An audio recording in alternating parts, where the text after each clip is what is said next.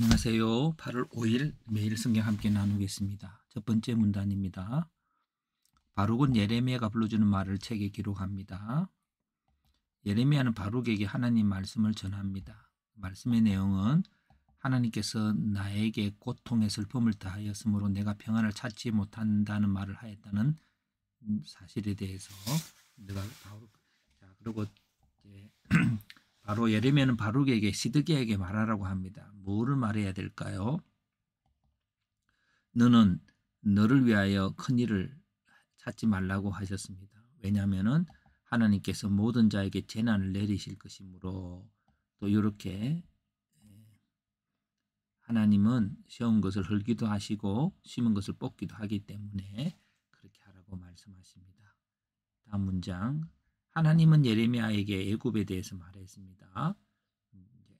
왜 애굽에 대해서 말했을까요? 이제 위에 본문의 큰 일에 대해서 한번 또 같이 한 문맥으로 이어진다면 큰 일이 어떤 걸까요? 애굽은 으로 가는 게 큰 것을 추구하는 약한 자의 태도이거죠.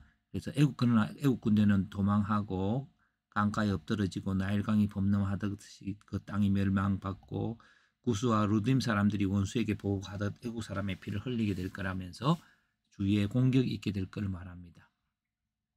다음 문장. 여호와께서 유브라데 강가에서 희생제물을 받게 될 것입니다. 그날에 원수 갚는 보복의 날에 칼이 피를 넘치도록 마시게 하여서 여호와께서 하나님께서 그 애굽을 그렇게 심판하실 것을 또 말씀하시고요. 어쩌면 이 본문은 이제 애굽이 바빌론에게 패할 것을 말하고 있는 거죠. 마지막 문장입니다. 애굽은 길라앗에 올라가서 치료할 수 있는 유황을 취하여야 된다. 왜냐하면 그 땅에 부르짖음이 가득하고 수치가 있고 용사가 용사에 걸려 둘이 함께 넘어짐으로 군사력으로 이루어질 수 없는 치유, 그것은 하나님에게 나와서 받는 그런 말씀이요 또 성령의 역사라고 믿습니다. 한 문장 이하얘기입니다. 자기를 위하여 큰 일을 찾는 시드기야에게 예레미야는 바룩을 통해서 선능하신 하나님께서 재앙을 시드기야에게 줄 것이라고 했습니다. 그리고 그것을 예로서 애굽에 재앙이 있을 것을 예레미야는 말을 합니다. 이 문장을 같이 이어서 보았습니다. 자기를 위하여 큰 일을 구하는 자, 여기에 이제 바룩과 시드기야를 같이 병행해 봅니다.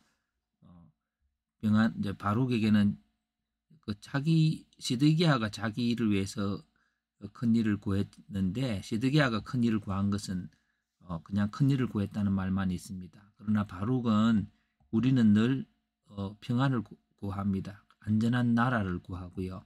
그래서 이제 하나님께서 행하셔서 이스라엘이 바벨론 침략의 포로가 되고 불타버렸고 그래서 슬픔이 많아졌고 평안을 찾지 못한다고 하는 그런 상태가 시드기야의 왕과 같은 상태라고 여겨져서 저는 이 바룩과 시드기야가 다 큰일을 구하는 자라고 했습니다. 그럼 큰일이 어떤 큰일일까요? 그럴 때 자신을 위해서 어떤 강대국이나 문제없음이 아니라 하나님을 구하여야 한다고 생각을 하고 있습니다. 하나님께서 말씀하십니다. 길라앗에서 유황을 취하여서 치유를 받아야 한다고 하는 말은 하나님의 말씀이 있는 곳이죠.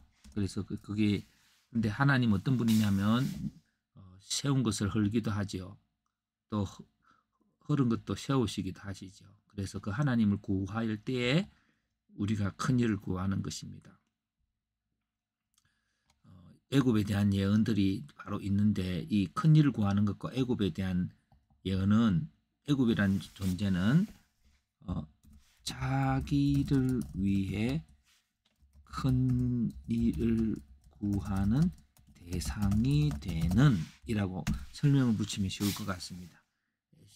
시드기야가 애굽에 대해서 절로 가면은 더 안전할 텐데 하는 그 큰 일, 그것이 바로 바벨론의 애굽이 바벨론의 침공을 받아서 또 이웃 나라의 침공을 받아서 어려움을 당할 것을 말씀합니다. 그래서 결국 이 큰 일이란 하나님을 구하는 일이 큰 일이다라고 하는 그것이 오늘 이 본문에서 나오고 있는 부분이라고 봅니다.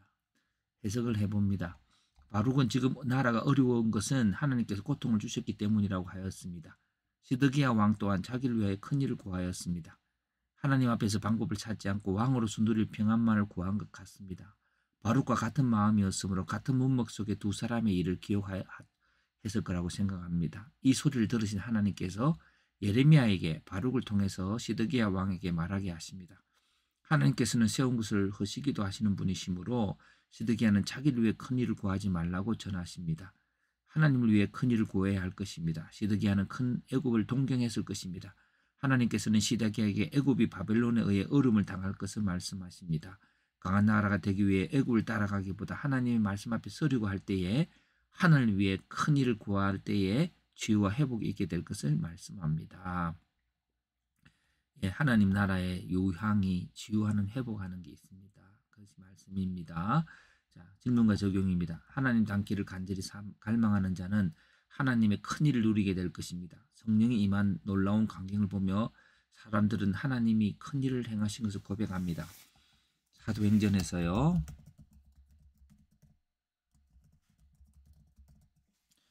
오순절날 그래서 오직 하나님 아버지의 뜻을 따라 십자가를 지시고 부활하신 그리스도로 인하여 주어진 큰일입니다. 그래서 그리스도를 따라 십자가 지는 사람의 순종의 삶, 이것이 큰일을 가져오는 길입니다. 라고 정리해 보았습니다.